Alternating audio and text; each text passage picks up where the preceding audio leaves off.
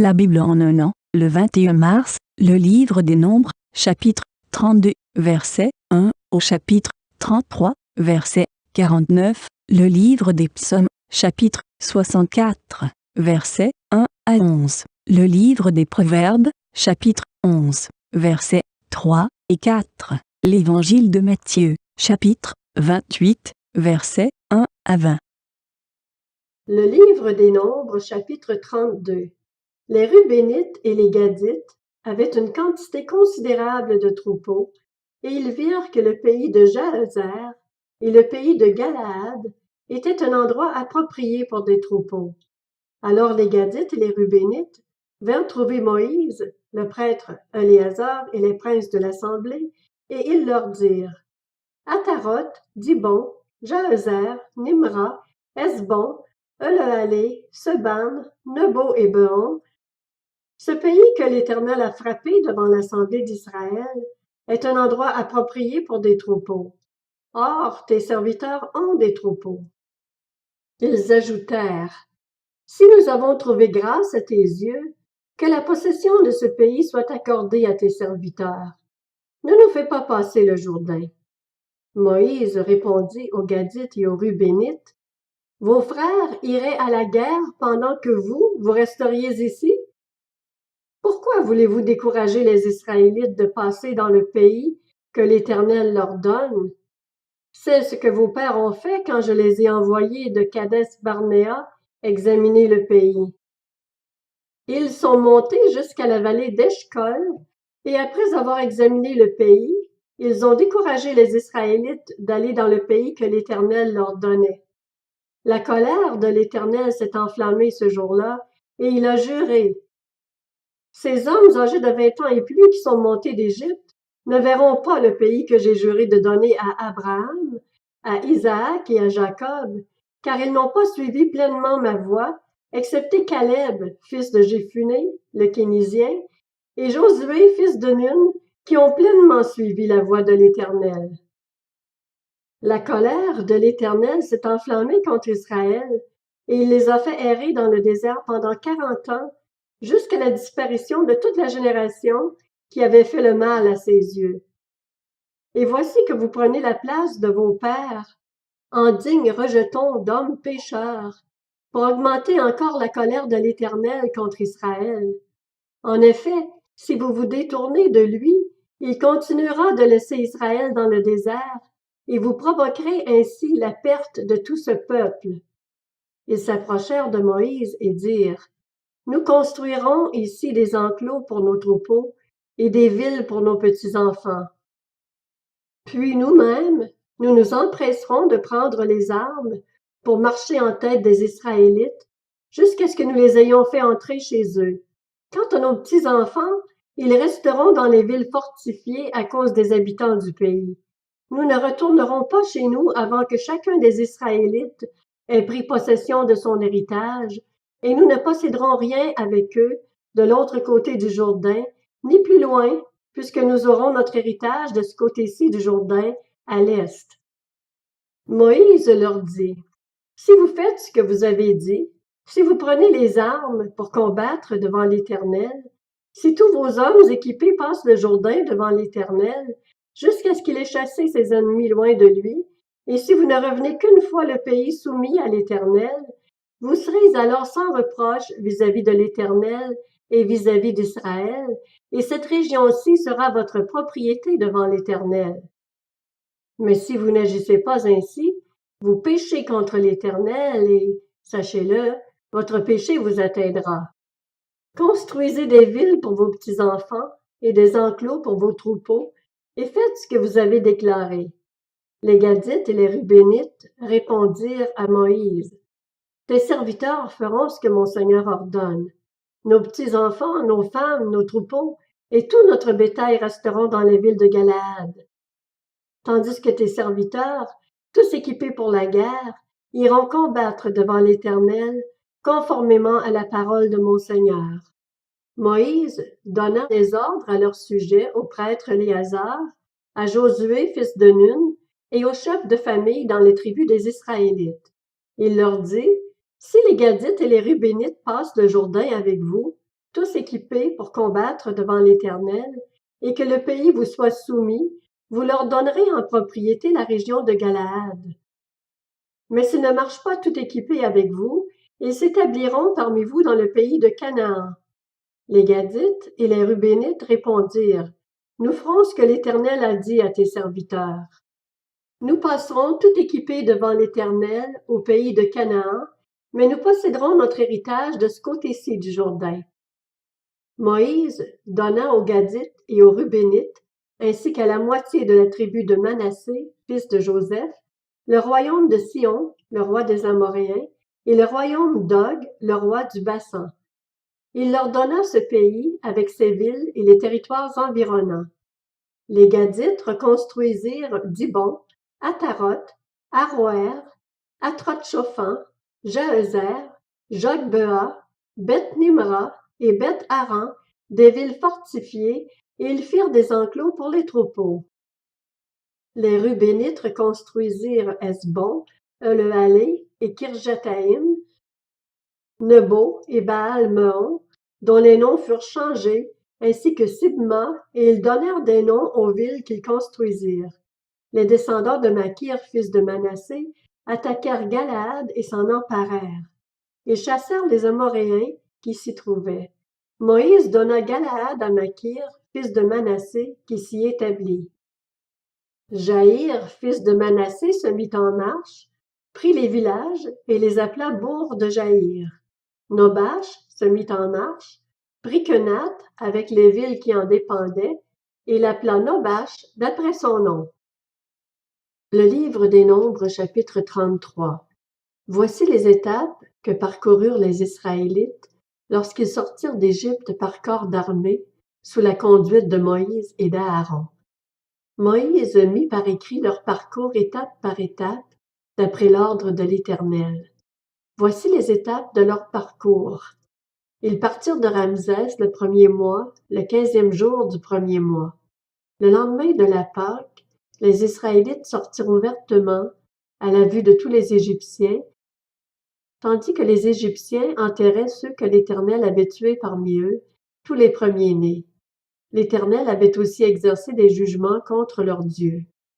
Les Israélites partirent de Ramsès et campèrent à Sukkot.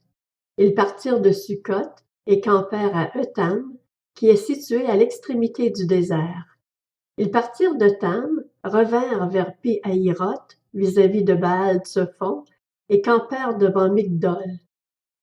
Ils partirent de devant Pi-Hahiroth et traversèrent la mer pour prendre la direction du désert. Ils firent 3 journées de marche dans le désert de Tam et campèrent à Mara. Ils partirent de Mara et arrivèrent à Elim, où il y avait 12 sources d'eau et 70 palmiers. Ce fut là qu'ils campèrent. Ils partirent d'Elim et campèrent près de la mer des roseaux. Ils partirent de la mer des roseaux et campèrent dans le désert de Sin. Ils partirent du désert de Sin et campèrent à Dophka. Ils partirent de Dophka et campèrent à Alush. Ils partirent d'Alush et campèrent à Rephidim, où le peuple ne trouva pas d'eau à boire. Ils partirent de Rephidim et campèrent dans le désert du Sinaï. Ils partirent du désert du Sinaï et campèrent à Kibroth-Hattaava. Ils partirent de Kibroth-Hattaava et campèrent à Hatséroth. Ils partirent de Hatséroth et campèrent à Rithma. Ils partirent de Rithma et campèrent à Rimon-Péretz. Ils partirent de Rimon-Péretz et campèrent à Libna. Ils partirent de Libna et campèrent à Rissa. Ils partirent de Rissa et campèrent à Kehelata. Ils partirent de Kehelata et campèrent à la montagne de Shapher. Ils partirent de la montagne de Shapher et campèrent à Harada. Ils partirent de Harada et campèrent à Makhéloth. Ils partirent de Makhéloth et campèrent à Tahat. Ils partirent de Tahat et campèrent à Tarash. Ils partirent de Tarash et campèrent à Mitka. Ils partirent de Mitka et campèrent à Hashmona. Ils partirent de Hashmona et campèrent à Moséroth. Ils partirent de Moséroth et campèrent à Beni-Jaakan. Ils partirent de Beni-Jaakan et campèrent à Or-Gidgad. Ils partirent de Or-Gidgad et campèrent à Jotbatha. Ils partirent de Jotbatha et campèrent à Abrona. Ils partirent d'Abrona et campèrent à Eth-Jon-Guéber. Ils partirent d'Eth-Jon-Guéber et campèrent dans le désert de Tsin, c'est-à-dire à Kadès. Ils partirent de Kadès et campèrent au mont Hor, à l'extrémité du pays d'Édom. Le prêtre Aaron monta sur le mont Hor, suivant l'ordre de l'Éternel, et il y mourut. C'était la 40e année après que les Israélites étaient sortis d'Égypte, le premier jour du 5e mois. Aaron était âgé de 123 ans lorsqu'il mourut sur le mont Hor. Le roi d'Arad, un Cananéen qui habitait le sud du pays de Canaan, apprit l'arrivée des Israélites. Ils partirent du mont Hor et campèrent à Tsalmona. Ils partirent de Tsalmona et campèrent à Punon. Ils partirent de Punon et campèrent à Oboth. Ils partirent d'Oboth et campèrent à Ijé-Abarim, sur la frontière de Moab. Ils partirent d'Ijé-Abarim et campèrent à Dibon-Gad. Ils partirent de Dibon-Gad et campèrent à Almon-Diblathaïm. Ils partirent d'Almon-Diblathaïm et campèrent sur les montagnes d'Abarim devant Nebo. Ils partirent des montagnes d'Abarim et campèrent dans les plaines de Moab, près du Jourdain, vis-à-vis de Jéricho. Ils campèrent près du Jourdain, depuis Beth-Jeshimoth jusqu'à Abel-Sittim, dans les plaines de Moab. Le livre des Psaumes, chapitre 64. Au chef de chœur, psaume de David. Ô Dieu, écoute-moi quand je gémis. Protège ma vie contre l'ennemi que je redoute. Mets-moi à l'abri des complots des méchants, de la troupe bruyante des hommes injustes. Ils aiguisent leur langue comme une épée, ils lancent leurs paroles amères comme des flèches pour tirer en cachette sur celui qui est intègre. Soudain, ils tirent sur lui sans éprouver la moindre crainte. Ils se fortifient dans leur méchanceté, ils se concertent pour tendre des pièges, ils disent « Qui les verra ?» Ils combinent des crimes. Nous sommes prêts, le plan est au point. La pensée intime, le cœur de chacun est un abîme. Dieu lance ses flèches contre eux. Soudain, les voilà frappés. Leur langue a causé leur chute. Tous ceux qui les voient hochent la tête. Tous les hommes sont saisis de crainte. Ils proclament ce que Dieu fait. Ils prêtent attention à son œuvre. Le juste se réjouit en l'Éternel et se réfugie en lui. Tous ceux dont le cœur est droit s'en félicitent. Le livre des Proverbes, chapitre 11. L'intégrité des hommes droits est leur guide, mais les tromperies des traîtres causent leur ruine. Le jour de la colère, la richesse ne sert à rien, c'est la justice qui délivre de la mort. Évangile selon Matthieu, chapitre 28. Après le sabbat, à l'aube du dimanche, Marie de Magdala et l'autre Marie allèrent voir le tombeau. Soudain, il y eut un grand tremblement de terre, car un ange du Seigneur descendit du ciel, vint rouler la pierre de devant l'ouverture et s'assit dessus. Il avait l'aspect de l'éclair et son vêtement était blanc comme la neige. Les gardes tremblèrent de peur et devinrent comme morts. Mais l'ange prit la parole et dit aux femmes, « Quant à vous, n'ayez pas peur, car je sais que vous cherchez Jésus, celui qui a été crucifié. Il n'est pas ici, car il est ressuscité comme il l'avait dit. Venez voir l'endroit où le Seigneur était couché, et allez vite dire à ses disciples qu'il est ressuscité. Il vous précède en Galilée. C'est là que vous le verrez. Voilà, je vous l'ai dit. » Elles s'éloignèrent rapidement du tombeau, avec crainte et une grande joie, et elles coururent porter la nouvelle aux disciples.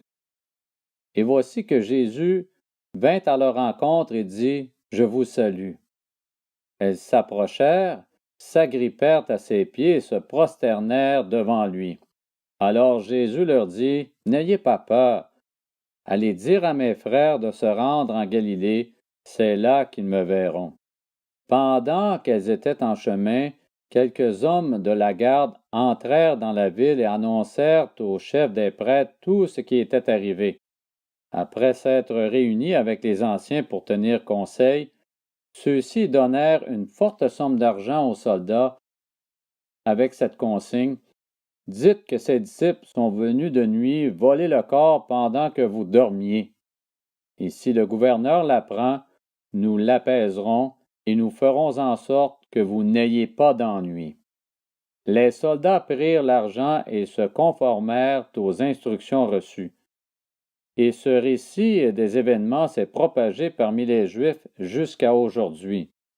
Les 11 disciples allèrent en Galilée, sur la montagne que Jésus leur avait désignée. Quand ils le virent, ils se prosternèrent devant lui, mais quelques-uns eurent des doutes. Jésus s'approcha et leur dit: « Tout pouvoir m'a été donné dans le ciel et sur la terre. Allez donc, faites de toutes les nations des disciples, baptisez-les au nom du Père, du Fils et du Saint-Esprit, et enseignez-leur à mettre en pratique tout ce que je vous ai prescrit. Et moi, je suis avec vous tous les jours jusqu'à la fin du monde. »